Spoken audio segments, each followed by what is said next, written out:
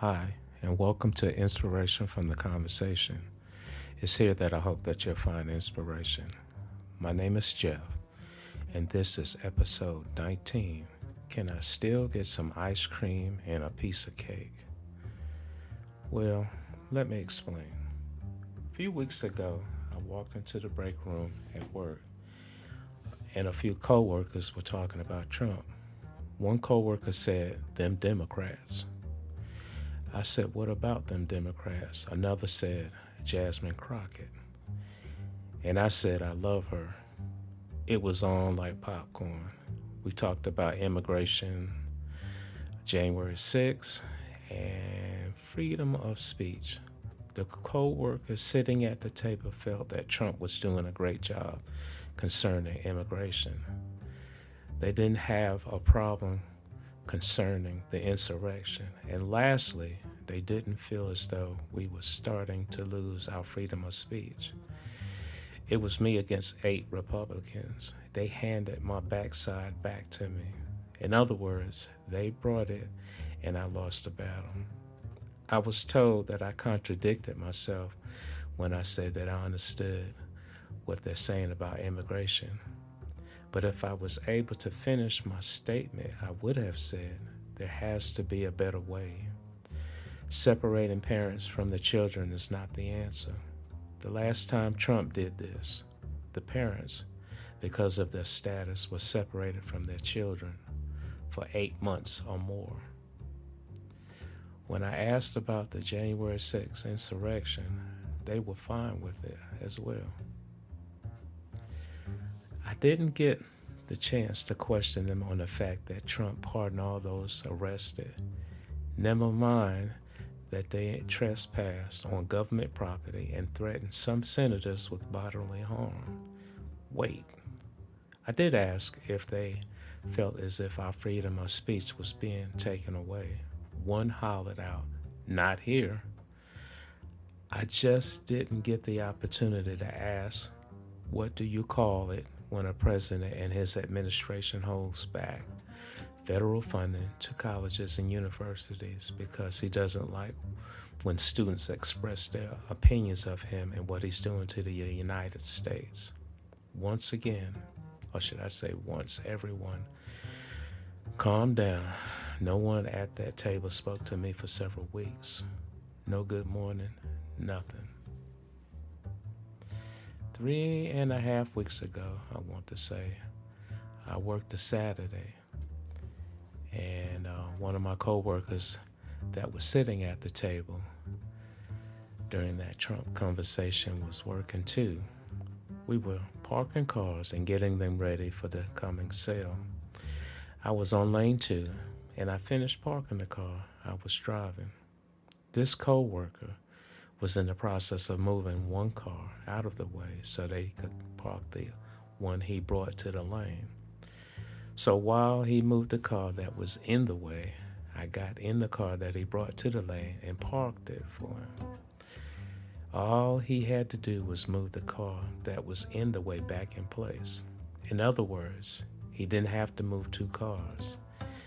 When he realized that it was me, he acknowledged with a head movement and kept it moving.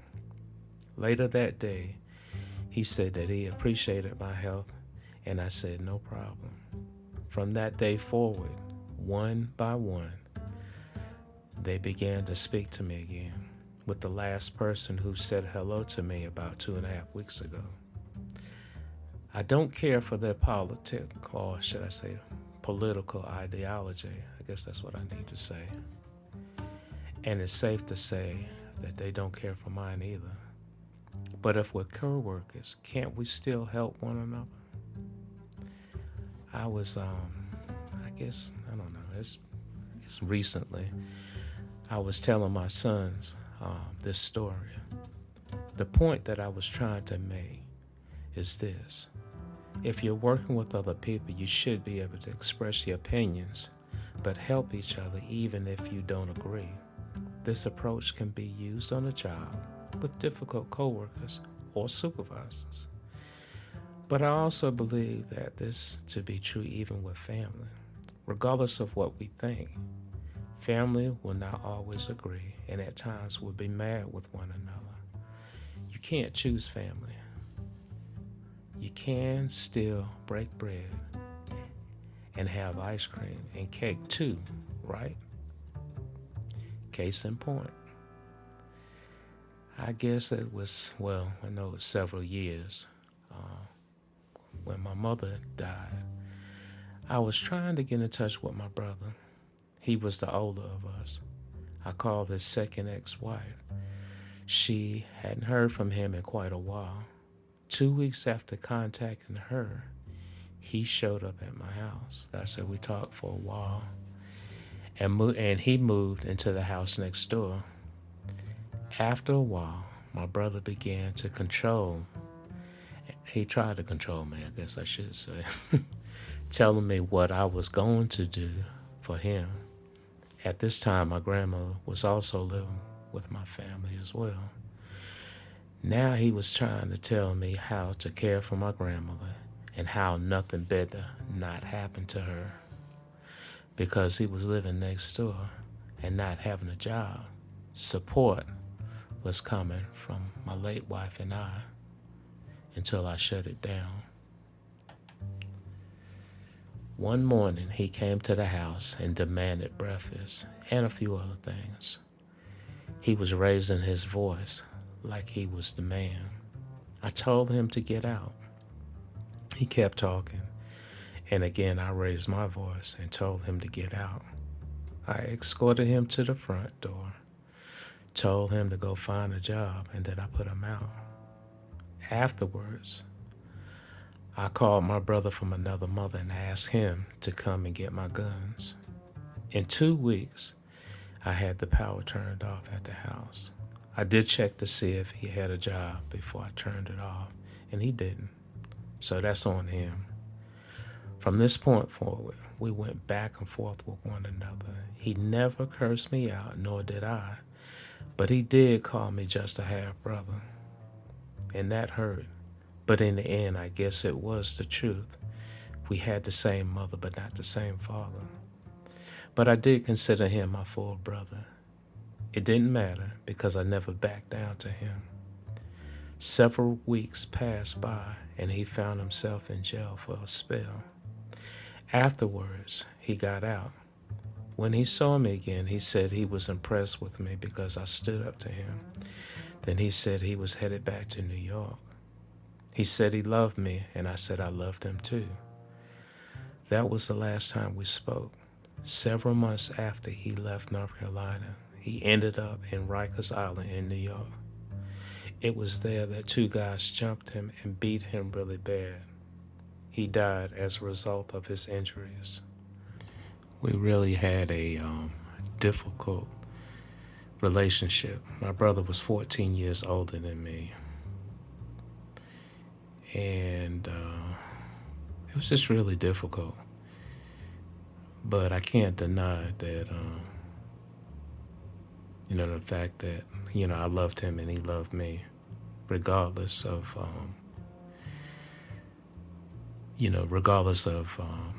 the relationship that we had. And I do miss him. In a lot of ways, I wish things were different.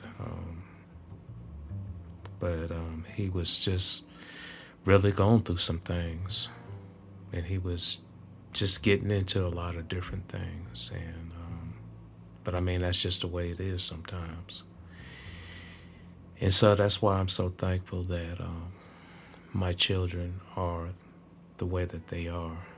I have some great children. And in spite of the fact that sometimes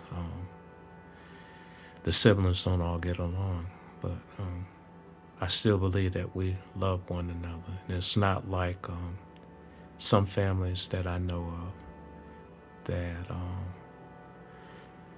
it's just rough. But anyway, I just wanted to say that, we have to just kind of work things out. That's what we have to do. We just have to work things out, regardless if it's family or co-workers or supervisors. But, anyway, we have to have a conversation. And that was something that I really wanted to have with the people at that table. And I don't know if I ever will, but maybe we will. And maybe we can talk and not have an argument, but we can have a conversation so that everybody understands where everybody's coming from. And that's a lot of what's going on now. We're just mad at each other and not talking to one another, and when all we really need to do is have a conversation. I'm going to stop it right there. I'll come back when I have more time. I'll talk to you soon.